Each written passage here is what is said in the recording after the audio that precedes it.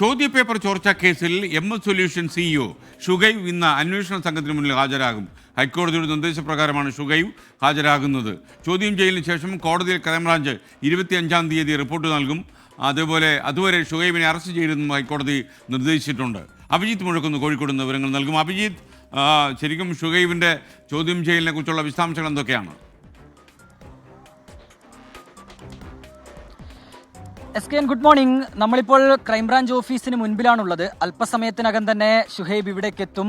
ഉദ്യോഗസ്ഥർക്ക് മുൻപിൽ ചോദ്യം ചെയ്യലിന് ഹാജരാവുകയും ചെയ്യും.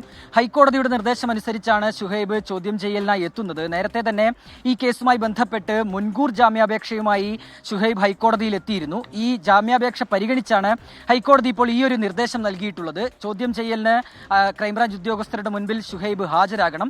അതിനുശേഷം ഒരു റിപ്പോർട്ട് ഈ ക്രൈംബ്രാഞ്ച് കോടതിയിൽ സമർപ്പിക്കേണ്ടതുണ്ട്. അത് 25-ന് സമർപ്പിക്കണമെന്നാണ് ഹൈക്കോടതി നിർദ്ദേശിച്ചിട്ടുള്ളത്. അതുവരെ ഷുഹൈബിനെ അറസ്റ്റ് ചെയ്യരുത് എന്നുള്ളൊരു നിർദ്ദേശം കൂടി കോടതി നൽകിയിട്ടുണ്ട്. ഏറ്റവും പ്രധാനപ്പെട്ട കാര്യം SKN, ഈ കേസ് മുൻപോട്ട് പോകണമെങ്കിൽ, അന്വേഷണം മുൻപോട്ട് പോകണമെങ്കിൽ ഈ ഷുഹൈബിനെ ചോദ്യം ചെയ്യേണ്ടത് അത്യാവശ്യമാണെന്ന് അന്വേഷണ സംഘം പറഞ്ഞിട്ടുണ്ട്. കാരണം ഈ കേസിൽ 1-ാം പ്രതി ഷുഹൈബാണ്.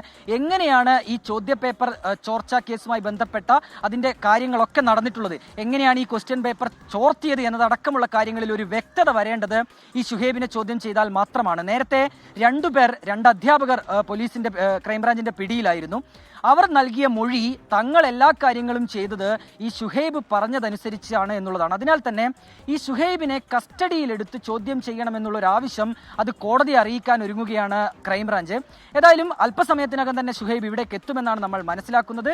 ഇന്ന് ഷുഹൈബിനെ ക്രൈംബ്രാഞ്ച് ചോദ്യം ചെയ്യും. അതിനുശേഷം കോടതിയിൽ റിപ്പോർട്ട് നൽകുകയും ചെയ്യും. SKN.